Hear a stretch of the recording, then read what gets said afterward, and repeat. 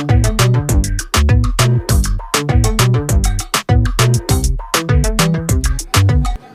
Guys everyone, कैसे हैं आप लोग। आप देख रहे हैं my YouTube channel the Mughals heaven. Mughal heaven में आप लोगों का स्वागत है। तो अब टाइम आ गया है कि एडेनियम के अंदर रोज़ाना पानी दिया जाए। बहुत तेज़ गर्मी हो गई है और आज हमारे यहाँ भी टेम्परेचर बहुत ज़्यादा हो गया है, यानी 35 को भी पार कर गया है। लगभग 37 डिग्री टेम्परेचर आज हो गया है। तो एडेनियम बहुत तेज़ी के साथ सूख जाते हैं, यानी अगर आप सुबह में पानी डालेंगे तो शाम तक एडेनियम सूख जाएगा। लेकिन मुझे फिर भी 3 दिन हो गए हैं डाले हुए, तो आज हम इनके अंदर पानी देंगे और सिंपल पानी देंगे। कोई ख़ास चीज़ें नहीं मिलाएंगे इसके अंदर, क्योंकि अभी हमने कुछ दिन पहले ही इसको फर्टिलाइज़र दिया था।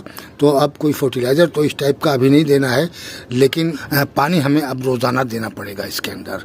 और क्योंकि फूलों पर एडेनियम है वैसे तो, और ये देखिए, ये पता नहीं क्या इसके अंदर हुआ है। ये 2-3 दिन से कली इतनी अधूरी खिल कर रह गई है और ये आगे को नहीं बढ़ रही है, यानी पूरा फूल निकल लिया। जबकि फूल बहुत खूबसूरत मजेंटा रंग का इसका फूल है, लेकिन ये पूरा नहीं खिल लिया है, यानी डबल पैटर्न में है। ये बहुत ही खूबसूरत इसका फूल है।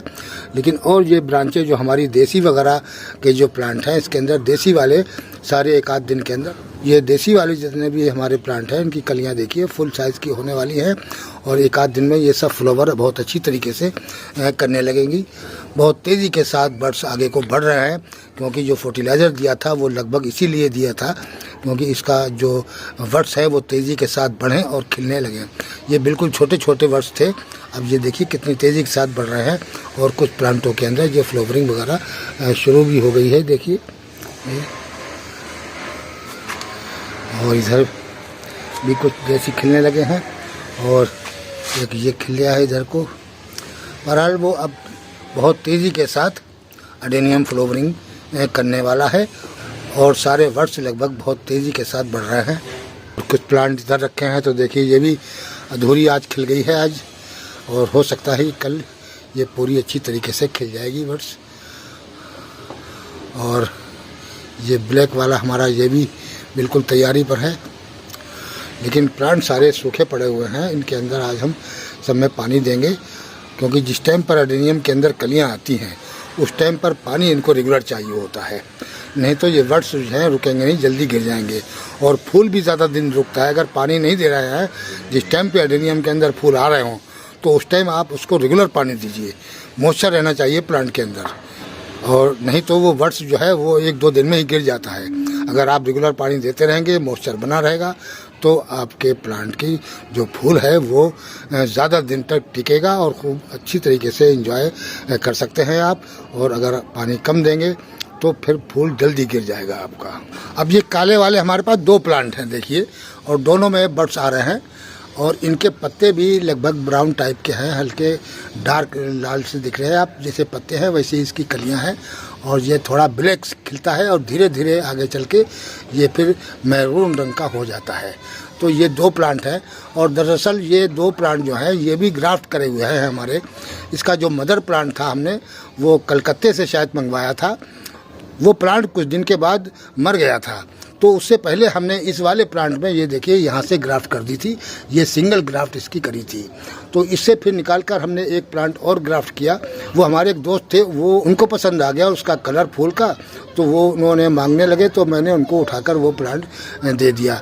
तो उसके बाद में फिर हमने इसकी ब्रांचें काट कर और ये देखिए इसके ऊपर ग्राफ्ट कर दी है मैंने। एक ही प्लांट के अंदर ये 5 ग्राफ्ट करी हैं, देखिए ये हर ब्रांच पे एक ग्राफ्ट है, तो यानी एक ही कलर में ये मैंने 5 ग्राफ्ट कर दी हैं इसके ऊपर।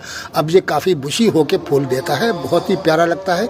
बहुत जल्दी ये घना हो गया है, क्योंकि 5 ब्रांचों के अंदर मैंने इसकी ग्राफ्ट कर दी है।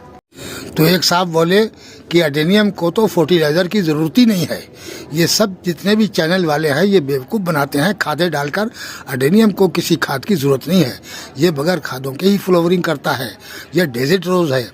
तो बहरहाल काफ़ी देर तक वो हमें समझाता रहा, लेकिन हमने भी कोई ख़ास पंगे नहीं उससे लिए, इस वजह से क्योंकि ये दिमाग का काम नहीं है। ये अक्लमंद आदमी इस टाइप की बात नहीं करता है, क्योंकि कोई भी प्लांट हो भोजन के बगैर सब हर प्लांट को चाहिए। हर प्लांट को भोजन चाहिए, पानी चाहिए टाइम पर, उसके बगैर कोई भी प्लांट कहीं भी जिंदा नहीं रहेगा। चाहे वो डेजर्ट के इलाका हो, डेजर्ट के इलाके में भी एडेनियम जो है वो ज़मीन में लगे हुए हैं, उस ज़मीन में 17 किस्म के न्यूट्रिएंट्स उसको मिल रहे हैं। भाई यह है कि वहाँ पानी की कमी है, पानी वो इतना अपने कोडेस में भर लेते हैं कि पूरी साल वो उस पानी को यूज़ करते हैं, लेकिन न्यूट्रिएंट्स उसको ज़मीन से मिल रहे हैं। सैकड़ों एकड़ के अंदर वो लगे हुए हैं और जंगलात टाइप के हैं, वो बहुत 500 साल पुराने एडेनियम हैं। और इसका नाम डेजर्ट रोज़ इसलिए कहा गया कि वो रेगिस्तानी इलाके में है। तो हमारे यहाँ तो डेजर्ट रोज़ नहीं है, हम तो यहाँ सॉइल के अंदर लगा रहे हैं इसको। और छोटी सी सॉइल देखिए, ज़रा से गमलों में छोटी सी मिट्टी के अंदर ये लगे हुए हैं। तो ये किस तरीके से बगैर भोजन के ज़िंदा रहेंगे? बगैर सोचे समझे जो आदमी कोई बात करता है तो वो बात पर क्या हमने उससे बहस करनी है बिला वजह की? हमें पता है हम अपना काम कर रहे हैं। तो मैंने तो उनसे कहा कि आप अपना चैनल बना लीजिए, एक यूट्यूब चैनल अपना बना लीजिए और उसके ऊपर आप इस टाइप की नॉलेज डाल के देखिए। कुछ दिन में आपको खुद पता चल जाएगा कि क्या है क्या नहीं है, सब कुछ आपको उसकी नॉलेज हो जाएगी। आपका चैनल किस तरीके का चलेगा वो आप ही जाने, और वो आपको जब ही पता चलेगा जब यूट्यूब पर आप चैनल बनाएंगे। तो साथियों, अब हम इसके अंदर पानी देंगे अपने प्लांटों को, क्योंकि प्लांट सूखे पड़े हुए हैं। बहुत तेज़ आज गर्मी थी और सारे प्लांट सूख रहे थे और सब प्लांटों में कलियां और वर्ड्स फूल आ रहे हैं। तो इस वजह से इनको पानी इस टाइम पर देना ज़रूरी है। और लगता है ये वाला सीड पॉट भी हमारा पक गया है। तो ये देखिए फट गया है, ये दोनों साइड से ये फट चुका है। और ये देखिए बांधने का ये फ़ायदा है कि सीड फटने के बाद में एक भी सीड उड़ता नहीं है, इस तरीके से सब रुके रहते हैं और ये सबसे बड़ा फ़ायदा होता है। इसीलिए कुछ दिन पहले ही मैंने इसको बांध दिया था। तो ये इस तरीके से सेफ़ है बिल्कुल। अब हम कल इसको कलेक्ट करके और कल ही ग्रो कर देंगे। एडेनियम के सीड ज़्यादा दिन नहीं रख सकते हैं। एडेनियम का सीड ज़्यादा से ज़्यादा 20 दिन रख के और आप उसको ग्रो कर सकते हैं। उसके बाद में इसके अंदर की जो मेगी होती है वो सूख जाती है, फिर ये सीड ग्रो नहीं करते हैं। कल इसको कलेक्ट करके और फिर इसके सीड वगैरह निकाल के और इसको हम कल ग्रो कर देंगे। और उसके ऊपर हम एक वीडियो वगैरह भी बनाएंगे कि हम किस तरीके से सीड को ग्रो करते हैं।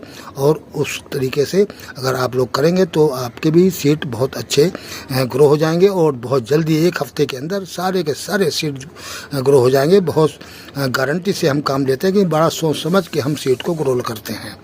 कितनी धूप चाहिए, कितना टेम्परेचर चाहिए, कहाँ रखना है कहाँ नहीं रखना है, ये सब बातें। सीड तो ग्रो कोई भी डाल सकता है पोट के अंदर, और डाल के वो ग्रो हो गया तो ठीक, नहीं हुआ तो ठीक। अब इसका तरीके से अगर आप करेंगे तो आपका एक एक सीड ग्रो होगा और सर्वाइव भी करेगा। आगे चल के भी ग्रोथ लेनी है। आगे मई जून का महीना आ रहा है, बहुत तेज़ गर्मी पड़ेगी। उस पीरियड में इनको हम छोटे बेबी एडेनियम को कैसे बचाएंगे, ये सब नॉलेज होना बहुत ज़रूरी होता है। उसी हिसाब से एडेनियम पर काम किया जाता है और इसके सीड ग्रो करे जाते हैं। तो साथियों, इनको हम पानी दे देते हैं। अब टाइम भी हो गया है, शाम के 5 साढ़े 5 बज रहे हैं। पोट सारे ठंडे हो चुके हैं और इन प्लांटों को अब दे के और वीडियो को ख़त्म करेंगे।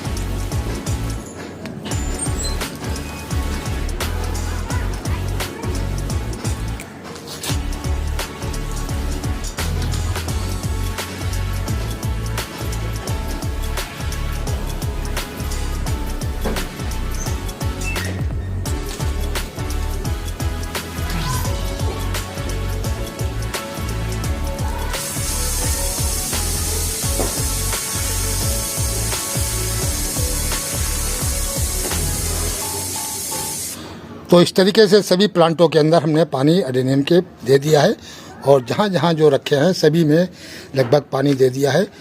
और ये अच्छी तरीके से अब करेंगे। अब ये पुटनिया भी हमारे कुछ ही दिन की रह गई है और एक आध दिन के बाद ही हम इनको हटा देंगे, क्योंकि गर्मी में काफ़ी तेज़ी हो गई है और इस वजह से इस पुटनिया को अब ये ख़त्म हो जाएगी धीरे धीरे करके।